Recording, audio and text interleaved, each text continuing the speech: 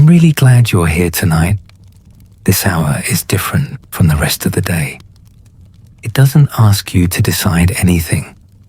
It doesn't ask you to perform or explain or keep up. It simply invites you to lie still and let your thoughts drift like a canoe on calm water, moving at the pace of ancient currents. As the years pass, nighttime becomes a kind of companion, a place where the mind is free to wander across vast distances without interruption, where memories return, not urgently but patiently, like voyagers coming home after a long journey, where understanding settles in quietly, the way an island emerges from morning mist. Later in life, the mind doesn't race the way it once did. It reflects, it revisits, it connects distant points that once seemed unrelated, like stars in a navigation pattern you're only now beginning to recognize.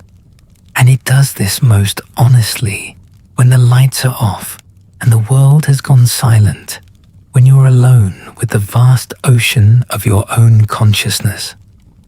Tonight, we're going to explore something that happened over 1,000 years ago, yet feels strangely familiar.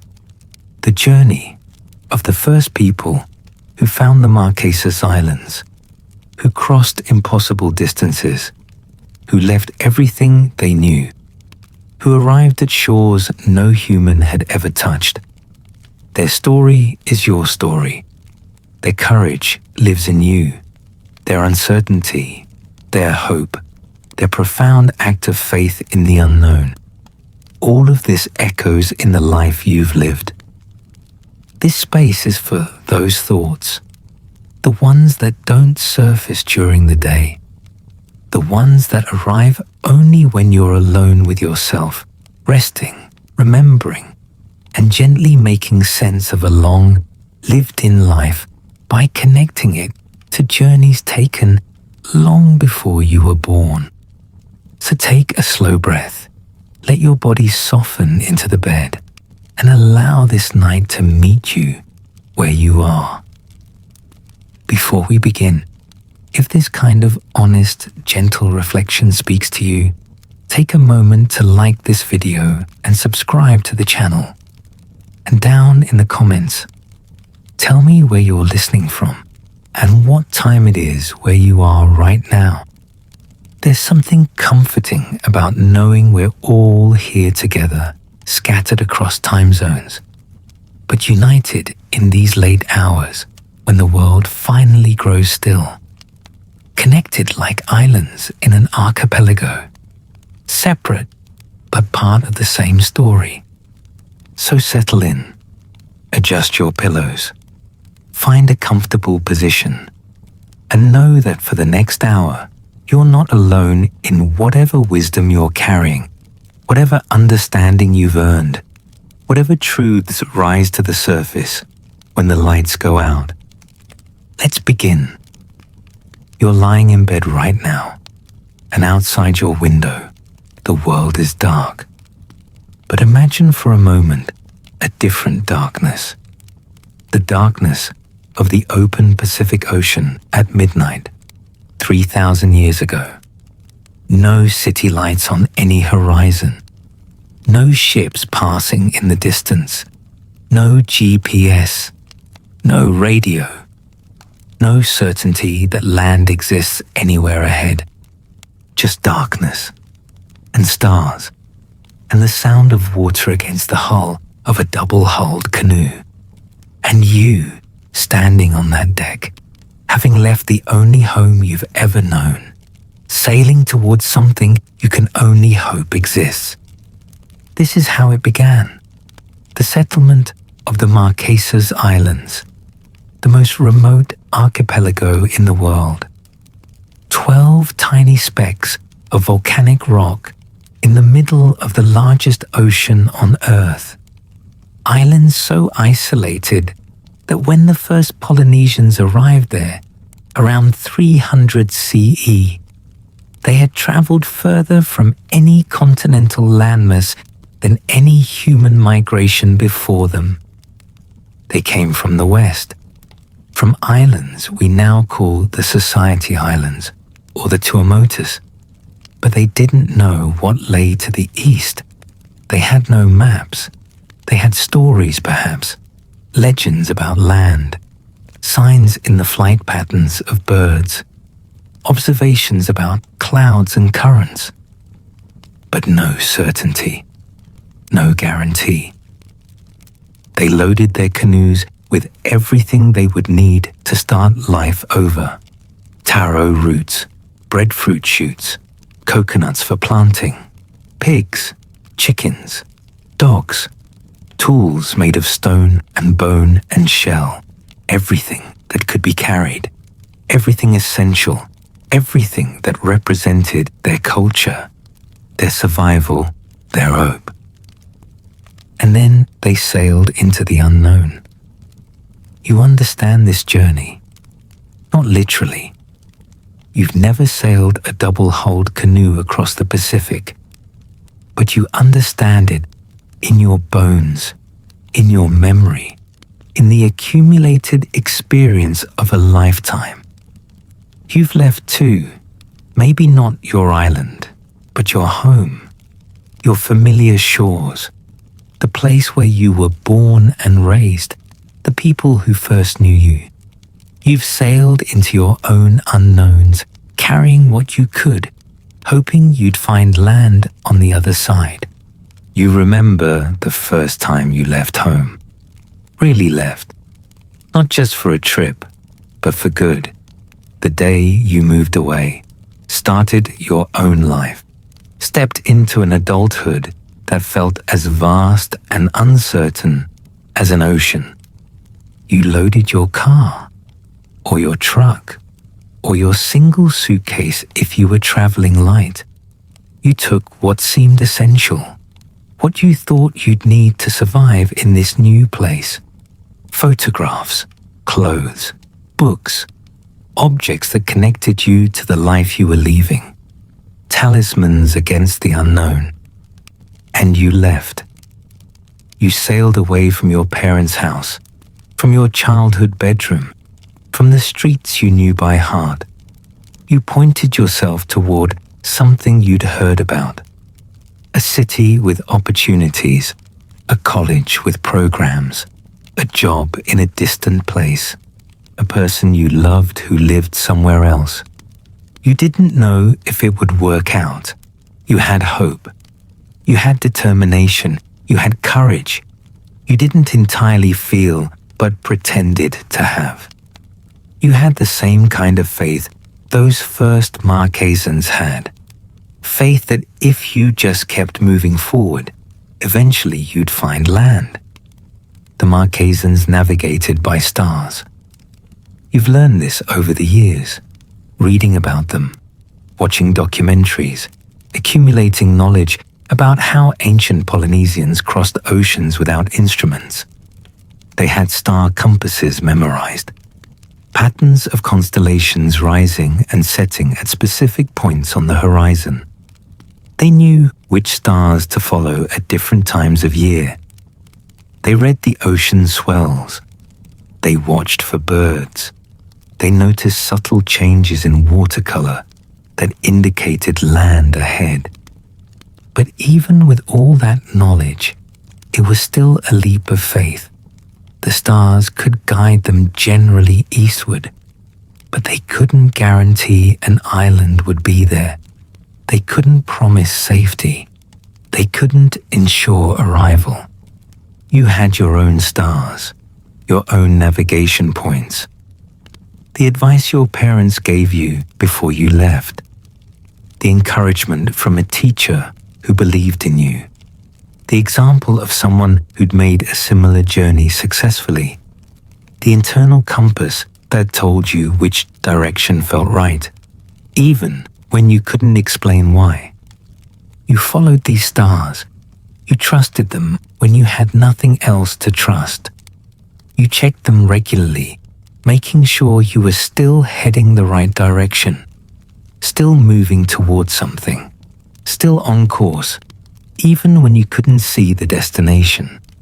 Some nights, those stars were clear. You knew exactly where you were going. You felt confident, certain. The path was obvious, and you followed it without doubt. Other nights the stars were obscured. Clouds covered them. Storms made navigation impossible. You lost your bearings completely. You floated in darkness with no idea if you were moving forward or drifting backward or spinning in circles. Those were the hardest nights. The ones where you questioned everything, where you wondered if you'd made a terrible mistake leaving home, where you felt so lost and alone that you considered turning back, even though you'd already come so far that turning back was as dangerous as going forward. The Marquesans must have had nights like that.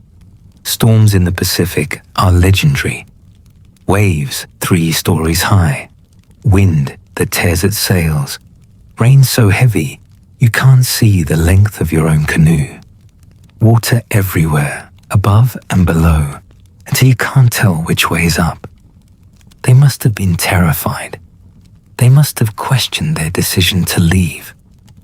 They must have thought about the islands behind them, the safe shores they'd abandoned, the family members who'd stayed behind and were probably sitting around fires right now, dry and warm and secure, but they couldn't go back. The wind and current wouldn't allow it, and even if they could, what would that mean?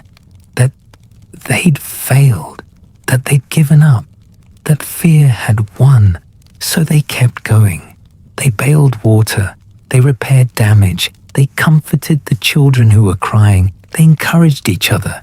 They survived the storm and waited for the stars to reappear so they could figure out where they were and whether they were still heading the right direction. You've survived your own storms, multiple storms, the kind that come out of nowhere and threaten to capsize everything you've built, the kind that make you question whether you're strong enough to survive this, whether you should have stayed home where it was safe, whether this journey was worth it. You remember specific storms. The one where you lost your job and didn't know how you'd pay rent. The one where a relationship ended and you felt like you'd lost your navigational star. Like you had no idea which direction to point yourself anymore.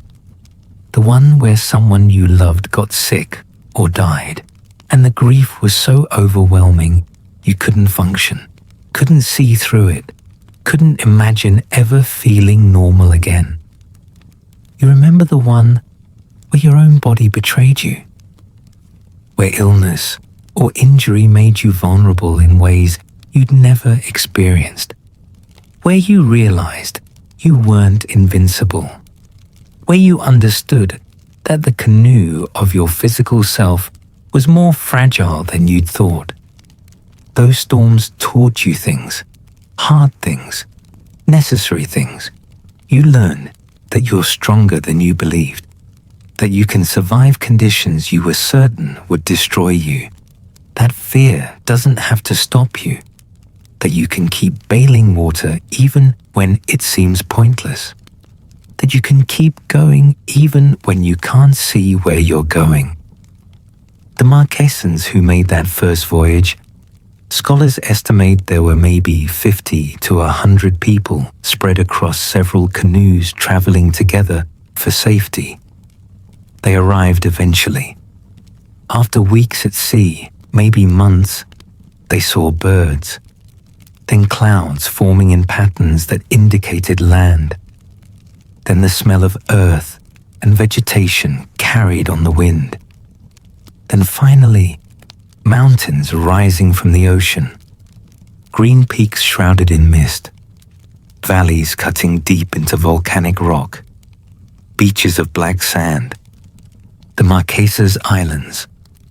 No humans had ever been there before. No footprints on those beaches. No fires had ever burned there. No voices had ever called across those valleys. The islands had been waiting, empty and wild and beautiful, for these particular people to arrive and claim them. Imagine that moment, the relief, the joy, the exhaustion, the gratitude, the awe. You made it. You actually made it. The thing you hoped for but couldn't be certain of actually exists. There is land. There is safety. There is a future. You've had moments like that.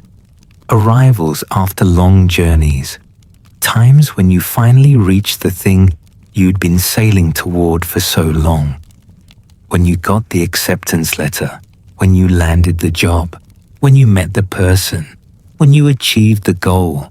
When you arrived at the life you'd been trying to build. You remember how those moments felt. The overwhelming relief. The tears that came unexpectedly. The sense of having survived something difficult and come out the other side. The pride. The disbelief that you actually did it. You remember your first real success. The first time you felt like an actual adult who'd accomplished something significant. Maybe it was graduating. Maybe it was getting promoted. Maybe it was buying your first house. Maybe it was something smaller and more personal that no one else would understand, but that represented arrival to you. You stood there, wherever there was, and you looked around at this new land you'd reached, and you thought, I did this. I navigated here. I survived the journey. I'm actually here. But arrival isn't the end of the story. It's just the beginning of a different part. The Marquesans landed on those beaches, and then they had to figure out how to live there, how to turn wilderness into home, how to transform arrival into belonging. They pulled their canoes onto shore. They unloaded everything they'd brought.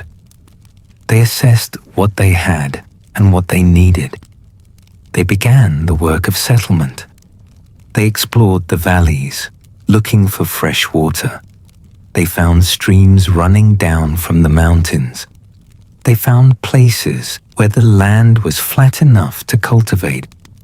They found trees suitable for building. They found stone for tools. They found fish in the lagoons and shellfish on the rocks. They planted the taro and breadfruit they'd brought. They released the pigs and chickens to establish populations. They built temporary shelters first, then more permanent structures. They created the infrastructure of life, cooking areas, storage areas, places for tool making, places for gathering.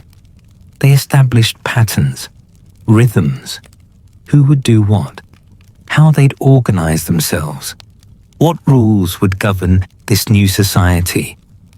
They were building more than houses. They were building culture. They were deciding who they would be in this new place. You did this too. When you arrived at your new life, wherever that was, you didn't just show up and exist. You had to build. You had to create structure. You had to establish yourself. You found where to get groceries. You figured out the bus routes or the traffic patterns. You learned which restaurants were good. You discovered where people went for community, for entertainment, for services. You mapped your new territory. You got your first apartment set up, your first house organized. You unpacked the boxes. You arranged furniture. You hung pictures. You tried to make unfamiliar space feel like home. You planted yourself, like those early Marquesans planting taro, trying to establish roots in foreign soil. You built your own infrastructure, your routines, your systems. the patterns that would allow you to function in this new environment.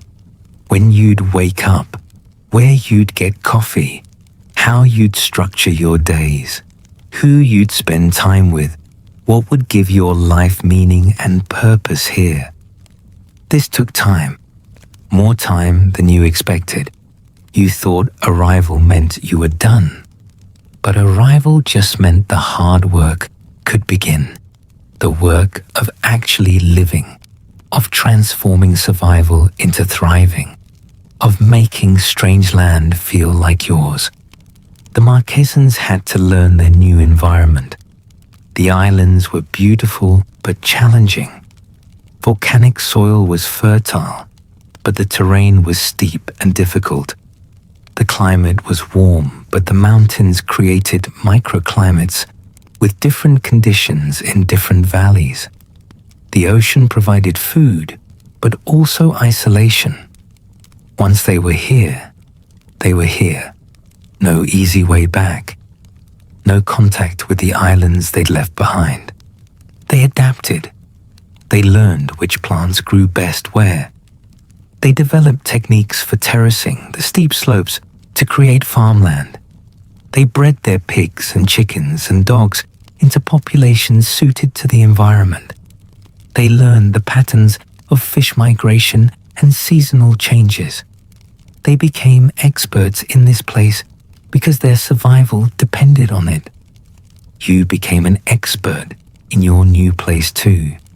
You learned its rhythms, its seasons, its personality. You figured out how to navigate its particular challenges, how to work with its conditions rather than against them. You adapted because that's what humans do. That's what those first Marquesans did. That's what you've done every time you've had to start over in a new environment. You remember the loneliness of those early days. Being somewhere new where you didn't know anyone, where you had no history, where no one knew your name or your story or anything about you. You were anonymous, starting from zero.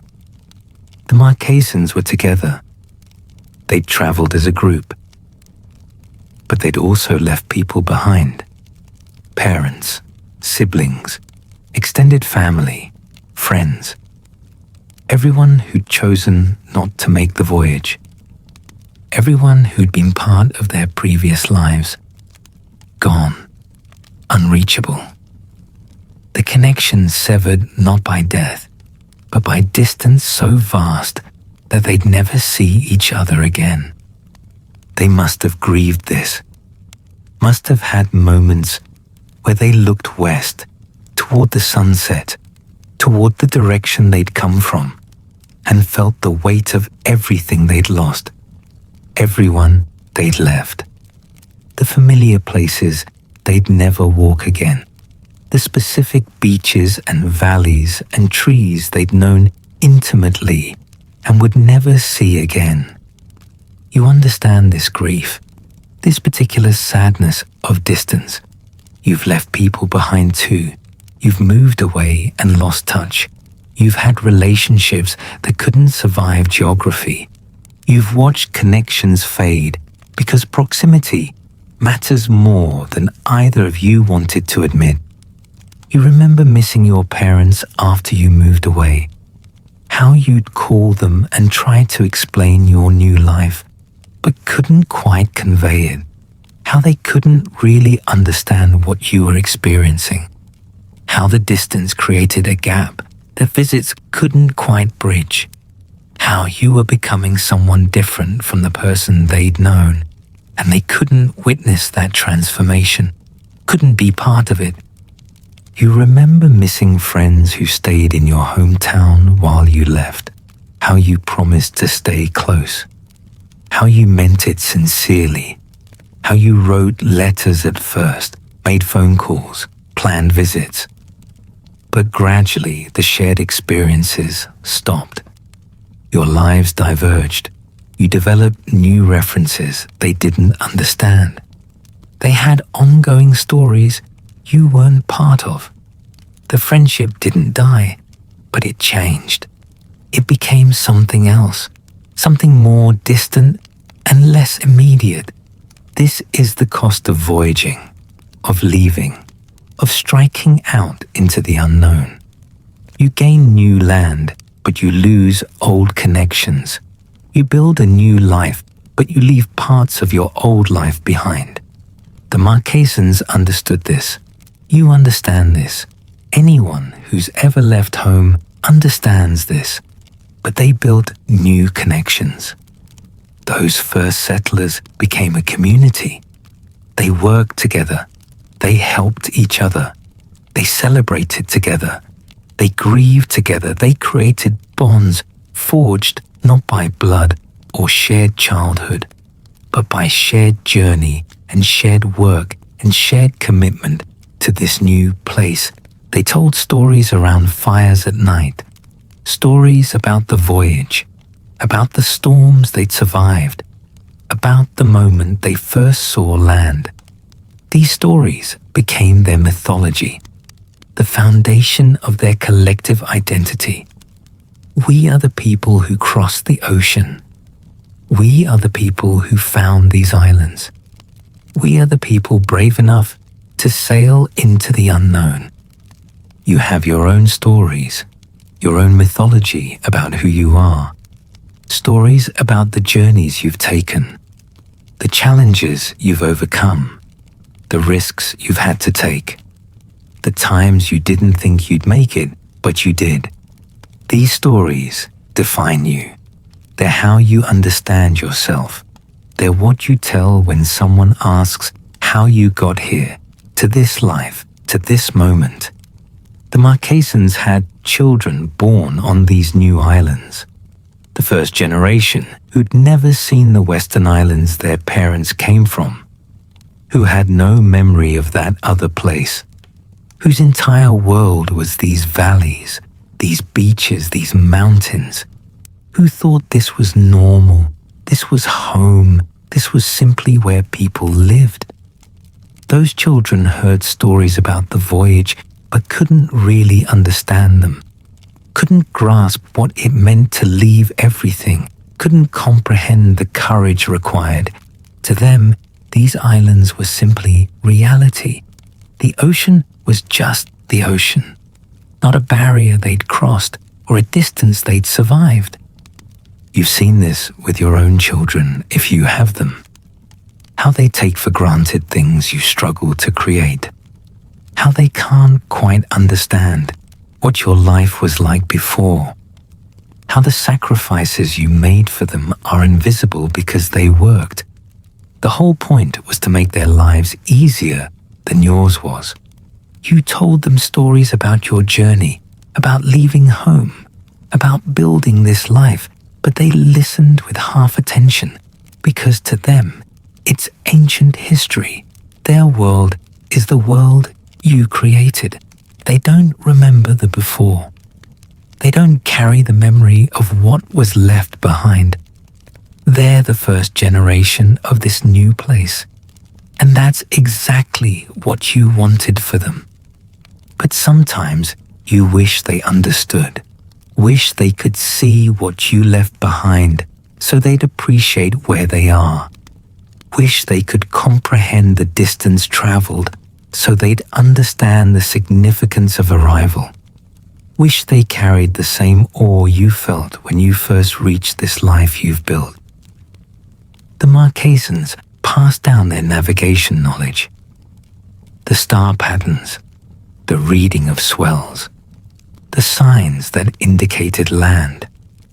They taught their children even though their children would never need to make that voyage.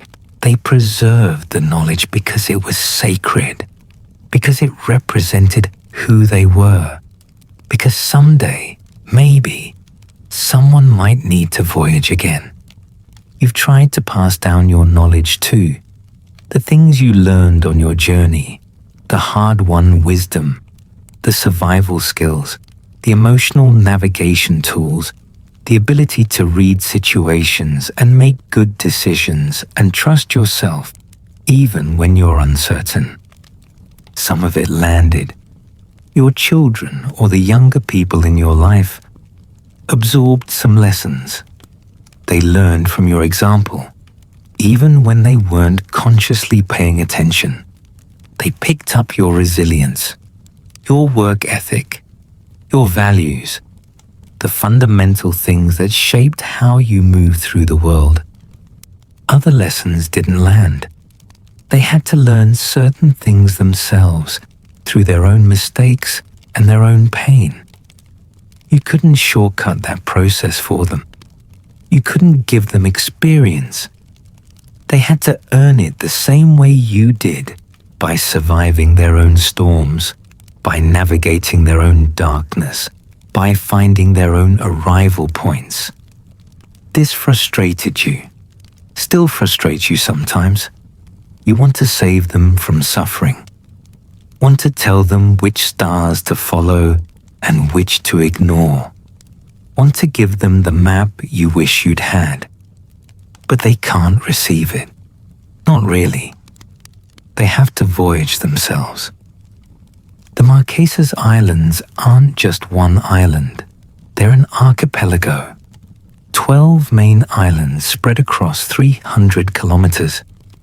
After the initial settlement, people eventually voyaged between islands, explored further, established settlements on other shores within the group.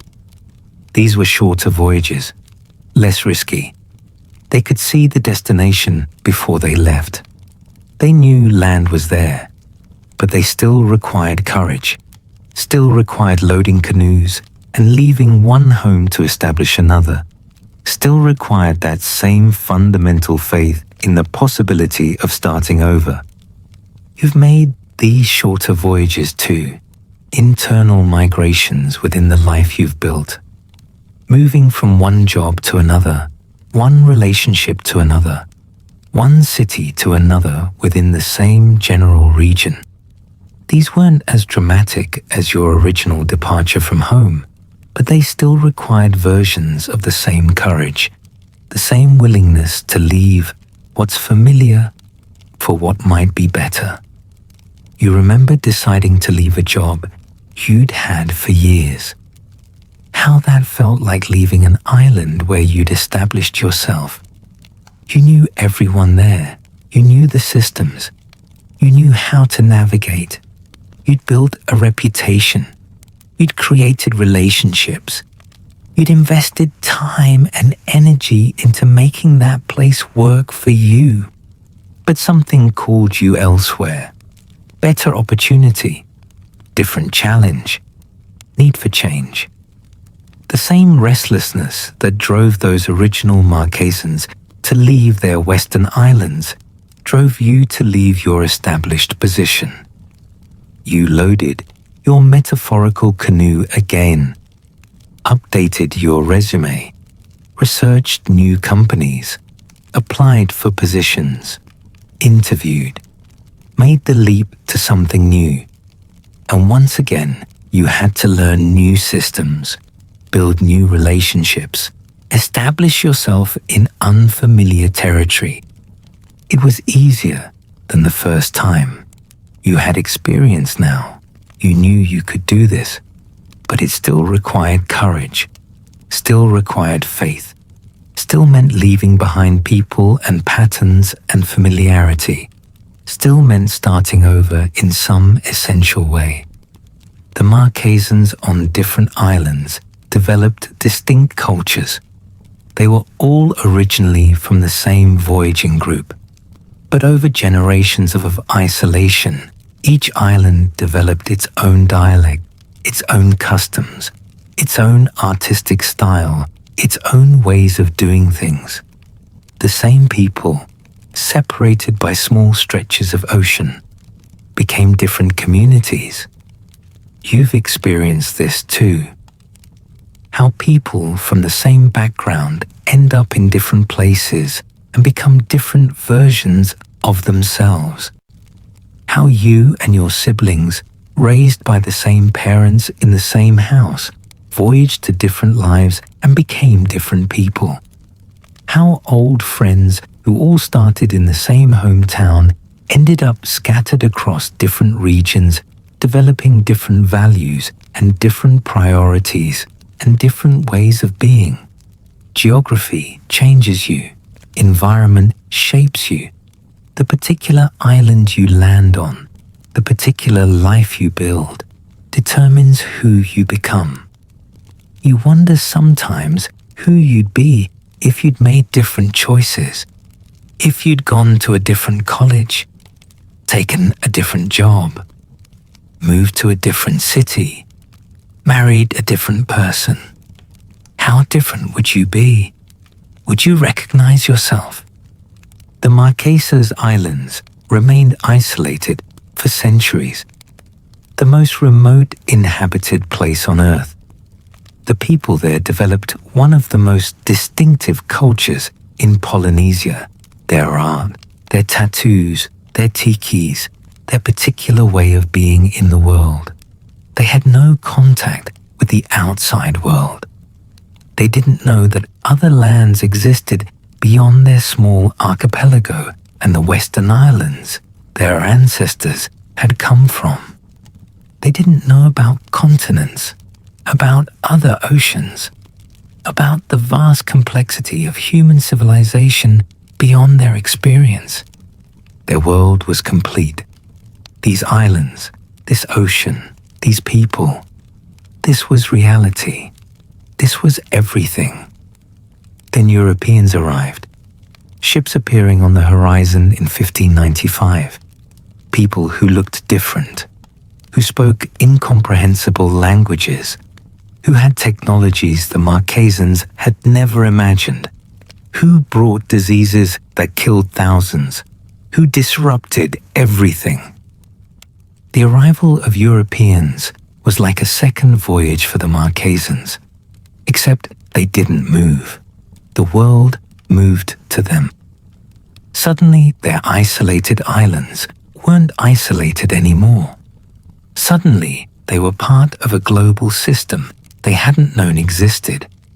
Suddenly, their way of life was being questioned, challenged, sometimes forcibly changed. You understand this kind of disruption. Times when the world you thought you knew turned out to be smaller than the actual world. When new information or new people or new ideas arrived and shook the foundations of what you believed, when you had to reconsider everything you thought was true because the context suddenly changed. You remember when this happened to you? Maybe it was going to college and meeting people who'd grown up completely differently, who had worldviews you'd never encountered, who challenged assumptions you didn't even know you were making. The world you'd thought was the world turned out to be just one small island of experience in a vast ocean of human possibility.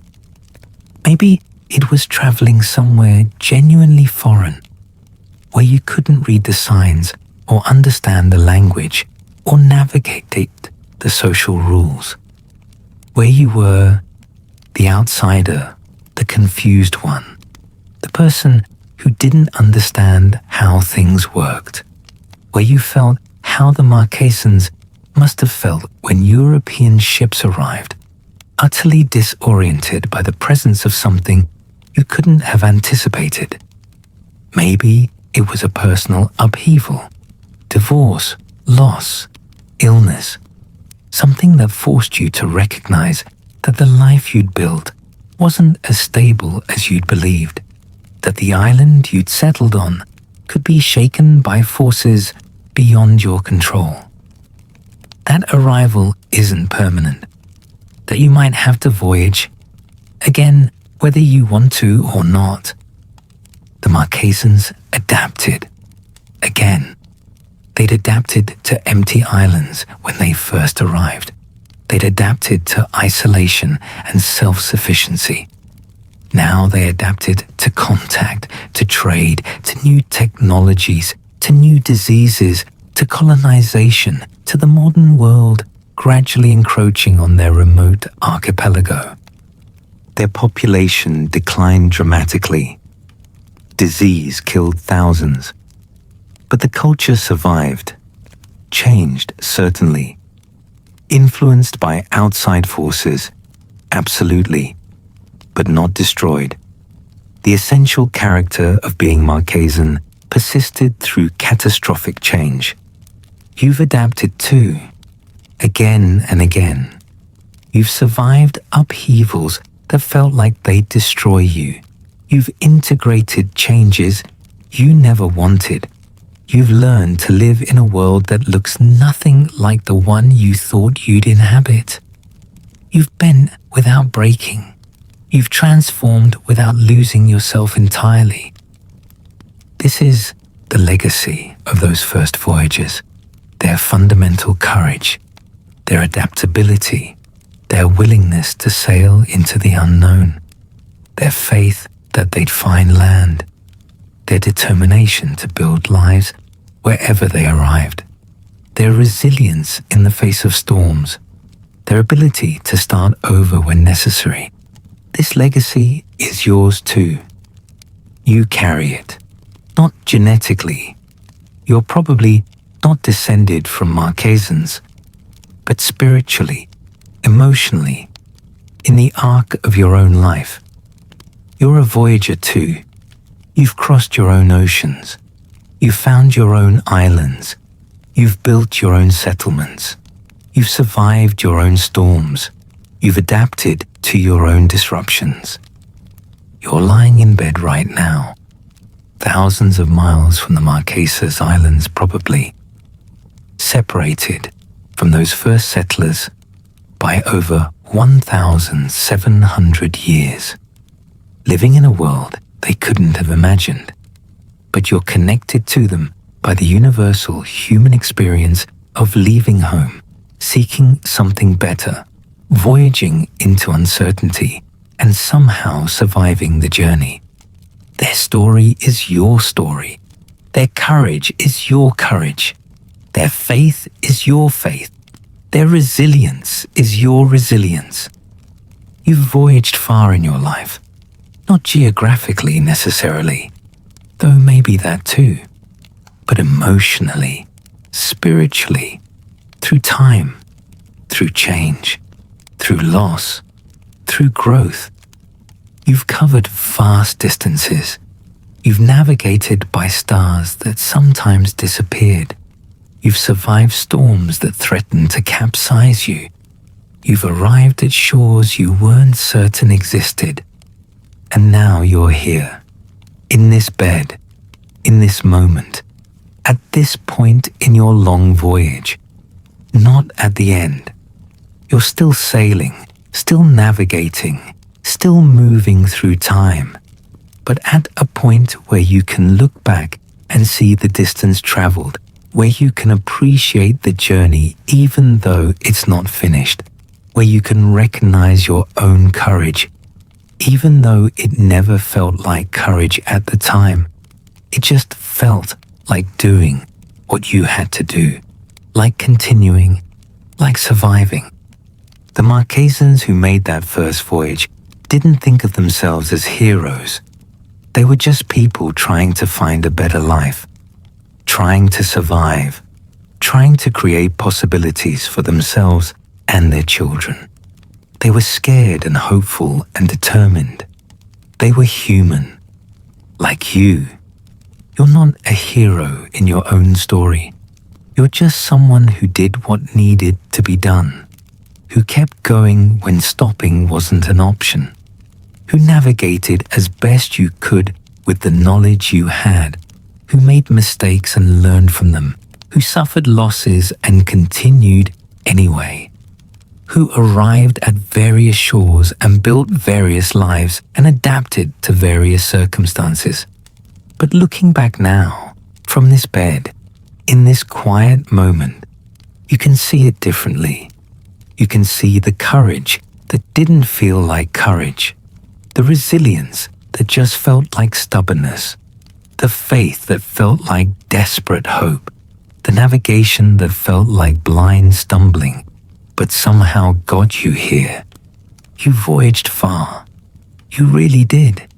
And you're still voyaging, still navigating, still moving through the ocean of time toward whatever shores await.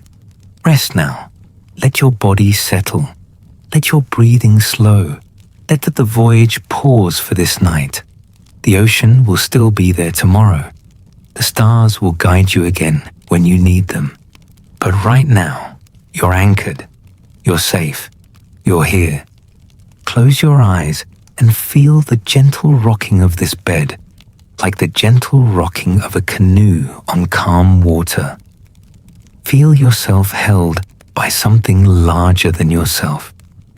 Feel the connection to all the other voyagers throughout history who've lain down at night, wondering if they'd find land, if they'd survive the journey, if the risks were worth it. They did. You did. The voyage continues tomorrow. But tonight, rest. You've earned it. You've sailed far enough for today. You're still here, still breathing, still resting in this bed while your mind travels across time and ocean to those remote islands where humans first stepped onto untouched sand. Let's continue this journey together. Let's go deeper into what those first Marquesans built, what they learned, what they understood about being human in a way that speaks to your own life, even now. The first morning on the islands.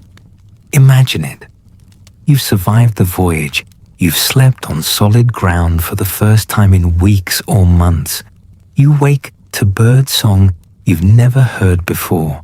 Species that evolved in isolation. Birds that have never seen humans and aren't afraid. They come close, curious about these newcomers. You walk to the beach and the sand is black, volcanic, still warm from yesterday's sun. The water is impossibly clear. You can see coral formations below the surface, fish in colors you've never imagined. The lagoon is protected by a reef. The waves break far out, creating a constant low thunder that will become the soundtrack of your life here. Behind you, the mountains rise steep and green. Valleys cut deep into the volcanic rock. Waterfalls cascade down cliffs. Everything is lush, alive, abundant. This place has been waiting for you, for someone, for life to begin here in a human way. You understand this feeling of first morning in a new place. When you moved into your first real home, your own house, your own space. You woke up that first morning and for a moment you forgot where you were. Then you remembered. This is mine. This is home now. This is where my life happens from now on. You walk through those rooms in morning light, seeing everything fresh. The way light came through the windows, the sounds the house made, the particular quality of air, the feeling of space around you. All of it new, all of it yours, all of it waiting for you to fill it with your life. The Marquesans began their first full day with work. There was so much to do. They needed shelter more permanent than what they'd hastily constructed the night before. They needed to secure food sources. They needed to organize themselves for survival and then for thriving. They divided tasks according to skill and need. Some people were builders. They understood structure and materials. They looked at the trees and knew which wood would work for framing. They examined the landscape and knew where to place houses for shelter from wind and access to water. Others were planters. They found the flattest areas. They cleared brush. They began the work of creating gardens. They planted the taro shoots they'd protected so carefully during the voyage. They planted breadfruit, They created the agricultural foundation that would feed generations. Still others were fishermen. They waded into lagoons. They learned which fish were safe to eat. They discovered where the best fishing spots were. They began to read the water the way they'd read the ocean during the voyage, understanding currents and depths and the behavior of creatures below the surface. Everyone worked, children too, the old and the young, the strong and the less strong. Everyone contributed what they could, because survival wasn't guaranteed. It was earned daily through cooperation and effort and the accumulated wisdom of the group. You've done this kind of work, maybe not building shelter from scratch, but building a life from nothing. Starting over required everything you had, every skill, every hour, every ounce of determination. You remember the exhaustion of those early days, working all day at your new job, coming home to an apartment that needed organizing, cooking your own meals, managing your own money, handling your own problems, being responsible for everything because there was no one else to do it. You fell into bed those nights completely spent, too tired to think, too tired to worry, just exhausted from the work of establishing yourself, of proving you could do this, of building something sustainable. The Marquesans fell into sleep those early nights the same way, exhausted, muscles aching, hands blistered, but satisfied. The good tiredness that comes from meaningful work, from building something real, from knowing that today you moved closer to security, to permanence, to home. They learned their environment intimately. They had to. Their lives depended on understanding this place completely. Which plants were edible, which were medicinal, which were poisonous, which trees provided the best wood for canoes, which vines made the strongest rope, which stones held an edge for tools. They learned the weather patterns, how clouds formed over the mountains in the afternoon, how rain came in certain seasons, how wind shifted direction, how the ocean changed with the moon.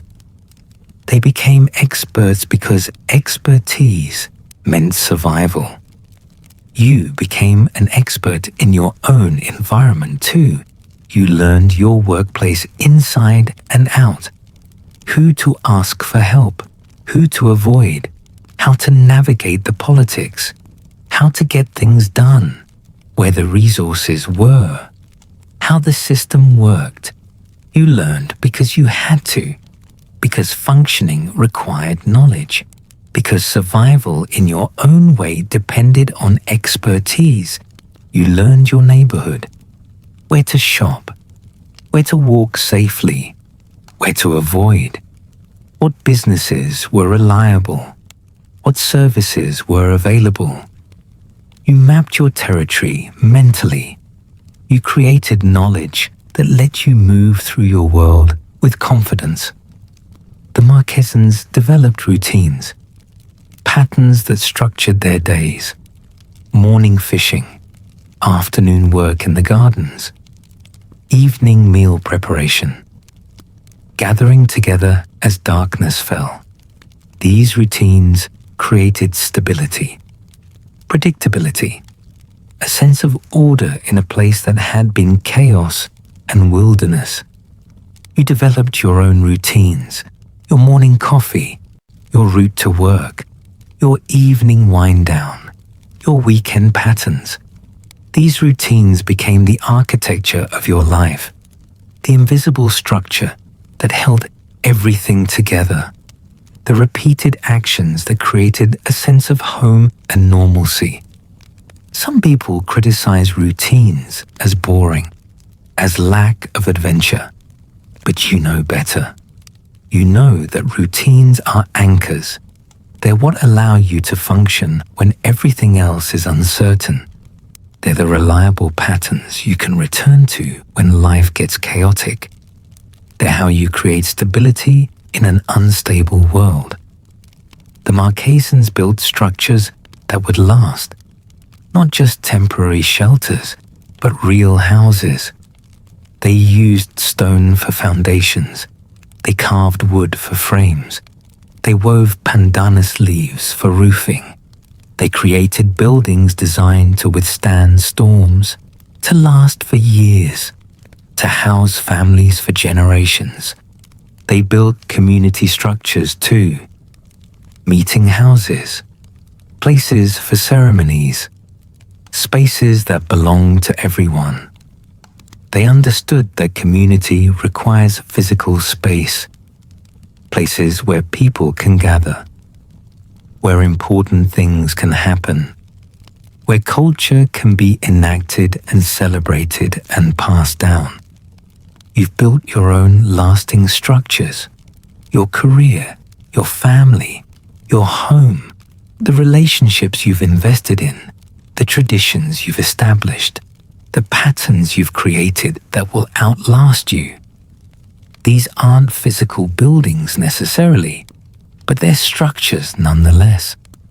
Architecture of meaning, frameworks of connection. You built a marriage if you married. That structure required more than just love. It required communication, compromise, shared routines, agreed upon rules, ways of resolving conflict, systems for making decisions. You built those systems carefully over years. Some worked, some didn't. You modified and adjusted and rebuilt as necessary. You built a career structure, reputation, skills, network, credentials. You didn't just show up and work randomly. You strategically built something that would support you, that would provide not just income, but identity, not just survival, but meaning. You were intentional about it, even when it didn't feel intentional, even when it felt like stumbling. You were building. The Marquesans created art. Even in those early days when survival was uncertain, they created beauty. They carved tikis from stone and wood. They tattooed their bodies with intricate patterns. They created designs on their tools and their canoes and their houses. They made things beautiful because beauty matters, because humans need more than just survival, because art is how we make meaning. Their art told stories. The patterns meant something. Each design carried history or mythology or personal significance. The tattoos marked identity, status, achievements, connections to family and to gods. The tikis represented ancestors or deities. They weren't just decorative. They were meaningful. They connected the present to the past and to the sacred. You've created your own art. Maybe not literal art. Maybe you don't paint or carve or draw, but you've created beauty in your life. You've arranged your home in ways that please you. You've chosen colors and textures that make you feel something. You've created spaces that reflect who you are. You've created beauty in relationships, in moments of connection, in meals you've cooked with care, in gifts you've chosen thoughtfully, in words you've spoken that mattered, in gestures that showed love without requiring explanation. These are art too. These are how you make meaning beyond mere survival. The Marquesans told stories every night. They gathered after the work was done, after the meal was eaten, As darkness fell and fires were lit, they told the stories that mattered: the voyage, the ancestors, the gods, the creation of the world, the origin of things. These stories weren't entertainment, they were education. They were how knowledge was preserved and passed down. They were how children learned who they were, where they came from, what was expected of them, what it meant to be Marquesan. The stories changed slightly each time they were told. Different tellers emphasized different aspects, added details, elaborated on certain moments. The stories were alive. They evolved. But the essential truth remained. The core meaning persisted even as the telling varied. You tell your own stories about your life, about your family, about how you got here. You tell them to your children or to friends or to yourself when you're alone at night. You tell them because they matter, because they explain you, because they connect past to present. Your stories change too. The way you tell them evolves. Some details fade. Others emerge as more important than you initially realized. The meaning shifts as you age. What seemed crucial at 25 feels trivial at 55. What you barely noticed at the time becomes the turning point when you look back. But the essential story remains. The voyage you took, the storms you survived, the land you found, the life you built. This story is true, even though the details keep changing. This story is who you are. The Marquesans developed their own language. They brought a language with them, some variant of Proto-Polynesian. But over generations in isolation, it changed. New words emerged for new things. Pronunciation shifted. Grammar evolved. The Marquesan language became distinct from the languages spoken on other Polynesian islands. Language created identity. Speaking Marquesan marked you as belonging to these islands. The specific words you used, the way you pronounce things, the metaphors and expressions that only made sense here. Language was how you knew who was insider and who was outsider, who understood and who didn't. You have your own language too, not a formal language, but the specific words and phrases that mark your community. Your family has inside jokes, expressions that wouldn't make sense to outsiders, references to shared experiences. Your workplace has jargon. Your friend group has its particular way of communicating. This language creates belonging. When someone uses the right words in the right way, you know they're one of yours. They're inside the circle. They share the knowledge. They've earned the right to speak this language through shared experience. The Marquesans had ceremonies, rituals that marked important moments, births, deaths, coming of age, marriages, first harvests, canoe launchings. These ceremonies weren't optional. They were essential. They were how the community acknowledged change, celebrated transition, made meaning out of the raw facts of life. The ceremonies connected them to their gods, to their ancestors, to the natural forces that govern their existence. They made offerings, they chanted, they danced, they enacted stories that explained how things came to be and how they should continue.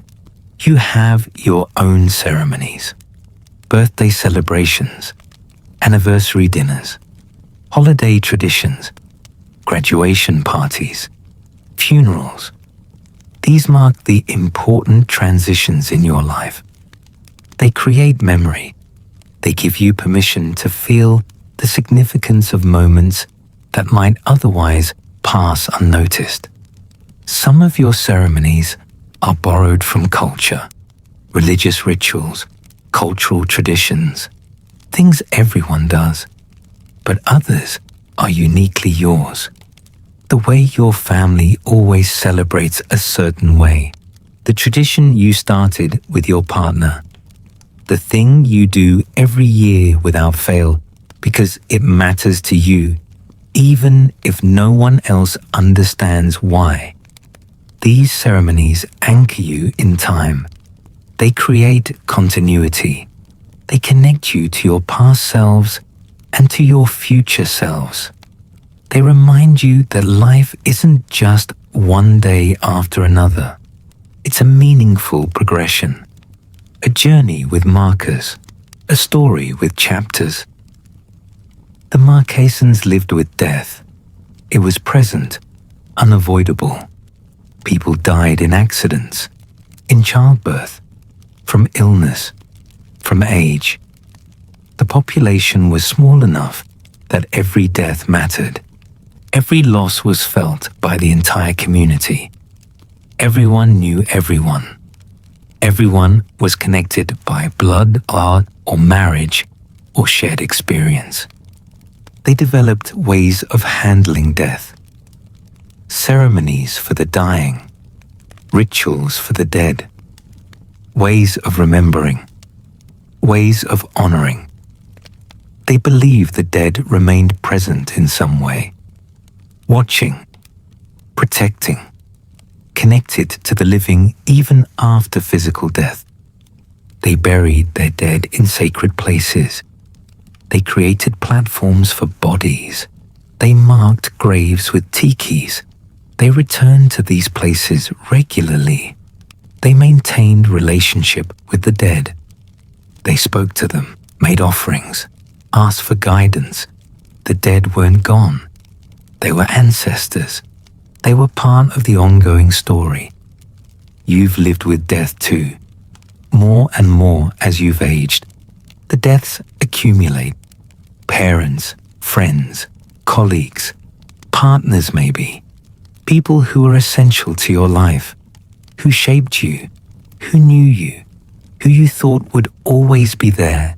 Each death taught you something about fragility, about preciousness, about how little time we actually have, about the importance of saying things while people can still hear them, about how much goes unsaid, how much remains unfinished, how death doesn't wait for convenient moments.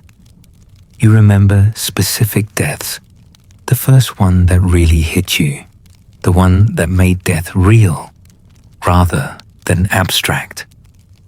Maybe it was a grandparent, maybe a friend, maybe someone your own age, which forced you to confront your own mortality in a new way.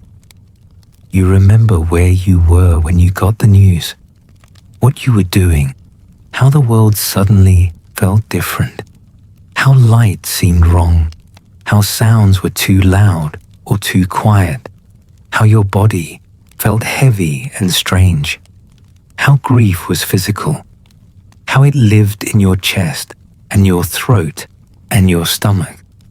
You developed your own ways of handling death, your own ceremonies, going to the funeral, sitting with family, telling stories about the person, laughing through tears, eating together.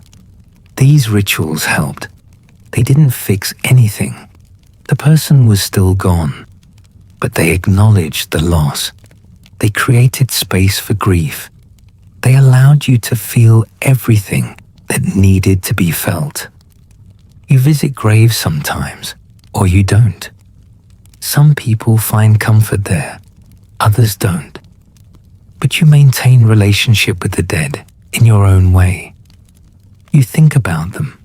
You talk to them in your head. You ask what they do in certain situations. You carry them with you even though they're gone. They're your ancestors now, part of your story, part of who you are. The Marquesans understood cycles. Everything moved in circles, day and night, lunar cycles, seasons, birth and death, planting and harvest. They organized their lives around these cycles, aligned themselves with natural rhythms. They didn't fight time, they moved with it. They accepted that everything has its season. This understanding created a different relationship with time than you might be used to. They weren't rushing toward goals. They weren't trying to control or dominate time. They were participating in it, working with it, allowing it to shape them as much as they shaped it.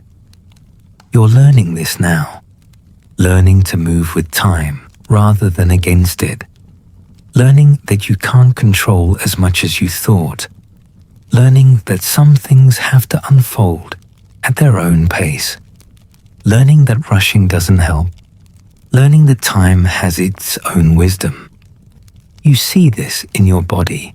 It ages at its own pace regardless of how you feel about it. You can take care of yourself. You can be intentional about health. But you can't stop time. You can't force your body to remain young. You have to work with what is rather than fighting for what was. You see this in relationships. They develop at their own pace. You can't force intimacy. You can't rush trust. You can't make someone love you faster or deeper than they're capable of. You have to allow relationships to unfold naturally, to move through their own cycles, to become what they're going to become without your interference. The Marquesans lived close to nature. They had no choice. Their survival depended on understanding and working with natural systems. They watched the ocean constantly. They knew the moon phases. They tracked the seasons. They noticed subtle changes in weather and adjusted accordingly. They didn't see themselves as separate from nature. They were part of it. They understood that they depended on fish and plants and rain and sun. They made offerings to the forces that sustained them. They showed respect. They took only what they needed. They understood reciprocity, that if they took care of the land and ocean, the land and ocean would take care of them. You've become separated from nature in ways they never were. You live in climate-controlled spaces. You buy food from stores. You interact with the natural world less frequently and less urgently than they did. You can survive without knowing moon phases or weather patterns or seasonal changes. But something in you still responds to nature when you encounter it. You feel different at the ocean, in the mountains, in forests. Something settles in you. Something ancient recognizes that this is real in a way that your daily constructed life might not be. You remember moments of pure connection with nature. A sunrise that stopped you completely. A moment by water where you felt perfectly peaceful. A night of clear stars that made you feel both infinitesimally small and somehow important. A storm you watched from safety that thrilled you with its power. These moments matter. They reconnect you to something the Marquesans never lost. They remind you that you're an animal, a body, a physical being dependent on systems larger than yourself. They humble you in the best way. They return you to proportion. The Marquesans understood that the islands would outlast them. They were visitors, really, temporary inhabitants. The islands existed long before they arrived. The islands would exist long after they died. This knowledge shaped how they lived. They weren't trying to conquer or dominate. They were trying to belong, to fit in, to become part of the system rather than standing apart from it. This created a different kind of relationship with place, a humility, a respect. They built things knowing future generations would use them. They planted trees they'd never see mature. They thought in terms of lifetimes beyond their own. They understood legacy not as what they accumulated, but as what they left behind for others. You're thinking about legacy now, more than you used to. What you're leaving behind, what will remain after you're gone. Not just physical things, not just money or property, but the intangible things, the impact you had, the people you shaped, the love you gave, the ways you made the world slightly different because you were in it. You wonder if you've done enough, left enough, mattered enough. You look at your life and try to assess its value, try to determine if the voyage was worth it, if the struggles meant something, if the arrival justified the journey. Some days you feel proud. You see clearly what you've built, the family you raised, the work you did, the relationships you maintained, the challenges you overcame, the growth you achieved. You see your legacy clearly and you feel satisfied. You did it. You actually did it. You built something meaningful. Other days you feel uncertain. You see all the mistakes, the failures, the missed opportunities, the relationships you let fade, the chances you didn't take, the dreams you abandoned. You wonder if you took the safe route too often, if you played it too small, if you let fear stop you from voyaging further. Both feelings are true. You did build something meaningful. You also made mistakes. You succeeded and failed simultaneously because that's what life is. That's what those Marquesans experienced too. They built an impressive culture on remote islands. They also had conflicts, failures, disappointments, losses. They were human, like you. The Marquesans didn't have written history. Everything was oral. Everything was memory. This meant that the past was alive, constantly being retold, constantly being reinterpreted. The ancestors weren't fixed historical figures. They were living presences whose stories changed slightly with each telling. This created a fluid relationship with history. The past wasn't separate from the present. It was part of the present. The ancestors were still active, still relevant, still teaching. The old stories applied to new situations. The wisdom of the past guided the challenges of the present. You have your own oral history, your own stories that get retold. Family stories about grandparents or great-grandparents. Stories about your own childhood. Stories about significant events. These stories are alive too. They change slightly each time they're told. Details shift, meanings evolve, but the essential truth remains. You're becoming an ancestor yourself. You're becoming the person whose stories will be told after you're gone. Your grandchildren, if you have them, will tell stories about you. They'll remember certain things and forget others.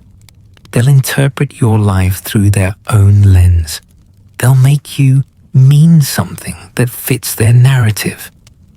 You won't be able to control how you're remembered. You can't dictate your own legacy. You can only live as authentically as possible and trust that the truth of who you were will survive somehow in the stories that get told. The Marquesans found peace eventually, not immediately, not after the first year or even the first decade, but eventually. They stopped thinking of themselves as voyagers who'd arrived. They started thinking of themselves as Marquesans, as belonging to these islands, as home. The islands became home not because they stopped being challenging. The terrain was still steep, storms still came, food still required work, but they learned to love it. They learned to see beauty in the particular way light hit the mountains, in the specific green of the valleys, in the taste of fish from their lagoons, in the sound of waves on their reefs. They stopped comparing these islands to the islands they'd left. They stopped thinking about what they'd lost. They started appreciating what they'd gained. They became indigenous, rooted, belonging completely to this place that had once been foreign. You've experienced this too, this transition from arrival to belonging. You remember when your new city stopped feeling new, when you stopped comparing it to home and started thinking of it as home, when you knew the streets without thinking, when you had memories everywhere you looked, when you couldn't imagine living anywhere else. You remember when your relationship stopped feeling new and started feeling permanent, when you stopped trying to impress and started being yourself, when comfort replaced excitement, but that felt good, when you knew each other well enough that words weren't always necessary. You remember when your job stopped being something you were learning and became something you were good at, when you moved from competence to expertise, when you became the person others asked for help, when you embodied the role instead of performing it. This is belonging. This is home. Not the arrival, but what comes after. The settling in, the rooting, the becoming indigenous to your own life. The Marquesans watched sunsets from their new home. The sun setting into the Pacific. The sky turning colors they'd seen before, but now saw differently, because this was their sky, their ocean, their horizon. The sunset marked the end of each day of building this life, each day of becoming who they were becoming. You watch your own sunsets, different horizons, but the same essential experience. The day ending, the satisfaction or exhaustion or contemplation that comes when light fades. The moment of transition between day and night, between activity and rest, between doing and being. You stand sometimes, or you used to stand, maybe now you sit, and you watch the light change. You watch the world settle into evening. You feel the temperature drop. You hear the sounds change as different creatures become active. You witness the turning of the earth, even though you're standing still. These moments matter. These pauses, these observations, these times when you're not rushing toward anything, when you're just present, just witnessing, just being part of the cycle, just existing in this moment, on this planet, in this life you've built. The Marquesans understood something you're learning. That arrival isn't an achievement you complete.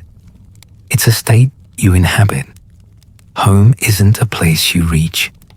It's a feeling you create. Belonging isn't given. It's earned through presence, through attention, through showing up day after day, through committing to the place you're in rather than always looking elsewhere. You're here now, in this bed, in this home, in this life.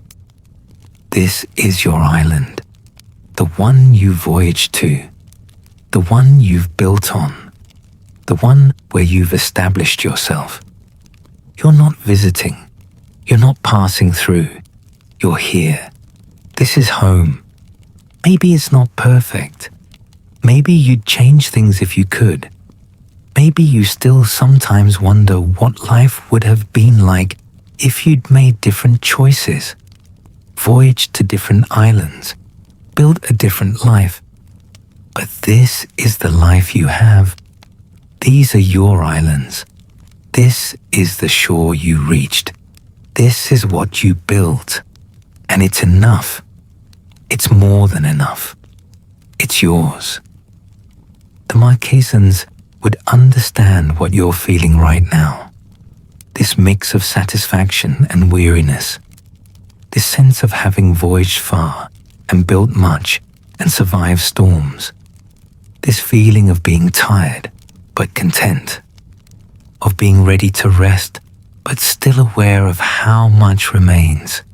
They'd understand because they felt it too.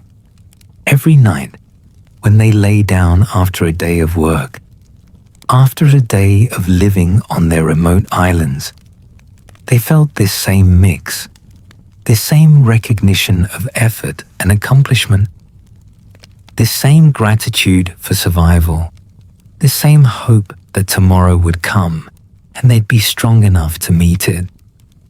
You're like them more than you're different, separated by time and culture and geography, but connected by the fundamental human experience, by the courage it takes to leave home, by the faith it takes to voyage into uncertainty, by the resilience it takes to arrive at strange shores and build a life there, by the wisdom it takes to eventually call that strange place home.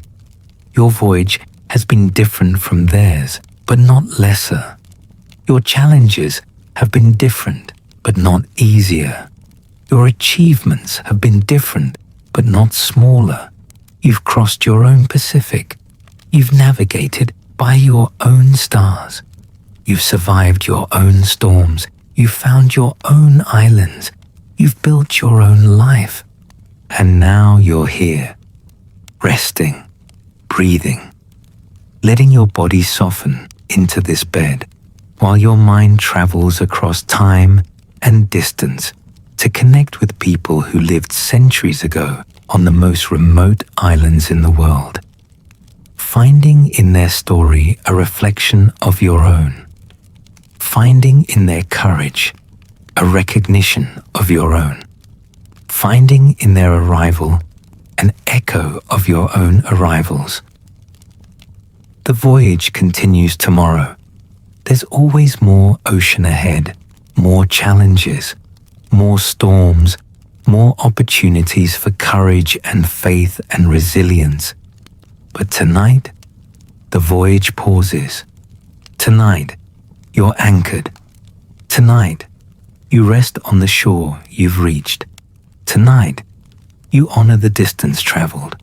Tonight, you appreciate the life you've built. The Marquesans sleep now in the earth of those islands. Their bones have returned to the volcanic soil, but their spirit persists. Their courage echoes forward through time. Their willingness to voyage into the unknown inspired generations of other voyagers.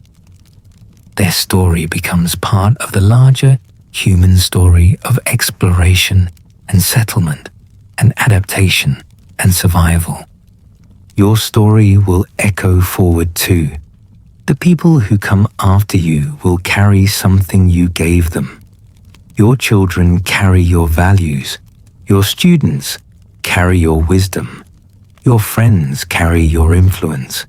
Your community carries your contribution. You're planting trees you won't see mature. You're building foundations for structures you won't inhabit.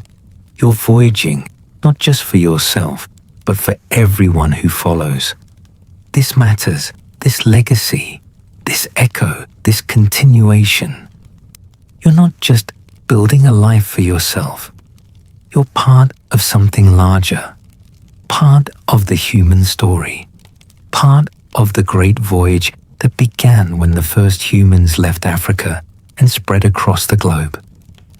Part of the ongoing exploration of what it means to be human, what it means to be courageous, what it means to belong. Close your eyes now. Feel the weight of the blankets. Feel the support of the bed. Feel your breath moving in and out. Feel your heart beating steadily.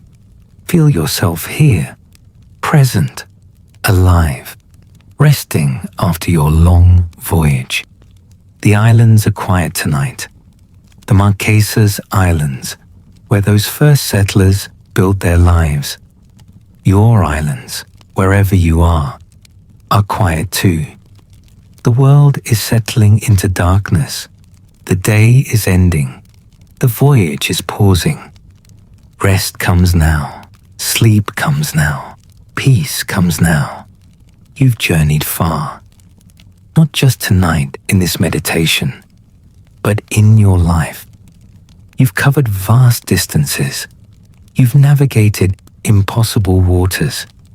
You've survived storms that should have destroyed you. You've arrived at shores you weren't certain existed. You've built a life from nothing. You've become who you are through courage and faith and resilience. Honor that journey now. Appreciate it. See it clearly. Not with judgment, but with recognition. You did it. You're still doing it. You're still here. Still voyaging. Still navigating. Still building. Still becoming. And now, rest. Let the stars guide you into dreams. Let the ocean rock you gently. Let the islands hold you safely. Let sleep come like a tide, inevitable and natural and welcome. You are enough. Your voyage is enough. Your life is enough. The islands you've found are enough. The home you've built is enough. You are enough. Rest now, voyager. Rest now, builder. Rest now, survivor. Rest now, beloved human who has traveled so far and endured so much and still continues. Rest now in the peace you've earned, in the home you've created, in the life you've built on your own remote islands in the vast ocean of existence. The fires die down, the stories settle, and the world grows still. Let your thoughts drift away like embers on the wind. Good night. You've journeyed far through time tonight. Now it's time to journey into dreams. Close your eyes, breathe, and let sleep find you.